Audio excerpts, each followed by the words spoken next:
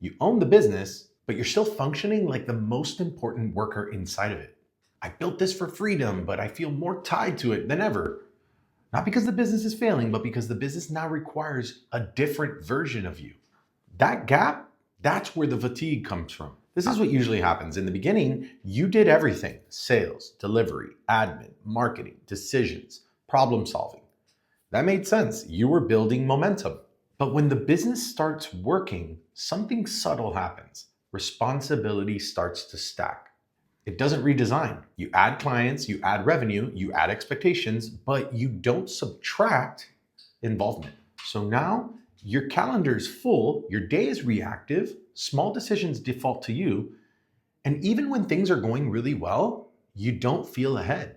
Not because you're lazy, not because you lack discipline, but because your role never changed. Here's why effort isn't fixing it. Most founders try to solve this exact problem with effort. Work a little earlier, respond a little faster, push a little harder, but effort isn't the issue. The friction comes from something else. You own the business, but you're still functioning like the most important worker inside of it. Your week rewards being needed, not being effective. So you stay busy, but you never gain space. And space is what ownership actually requires. This is the uncomfortable part. From the outside, things look fine, maybe even impressive.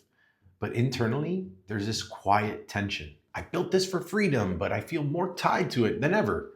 Not because the business is failing, but because the business now requires a different version of you. And you're still operating like the earlier version. That gap, that's where the fatigue comes from. Not the physical fatigue, role fatigue. This isn't about time management hacks, morning routines, grinding harder. It's about asking a better question. What is my role supposed to be now? Not what did I used to do? Not what am I capable of doing? But what is the highest leverage version of me inside this business today? Because ownership eventually becomes less about doing more and more about redesigning how you show up. Most founders never pause long enough to ask that. They just keep carrying. Let me leave you with a few questions today. I just want you to reflect. When you look at your week, are you steering or responding? Are you designing or executing?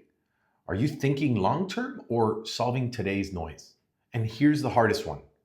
If nothing changed about your role for the next 2 years, would the business grow or just get heavier? Sit with that for a little bit, because the moment that you recognize the mismatch is the moment things start to shift.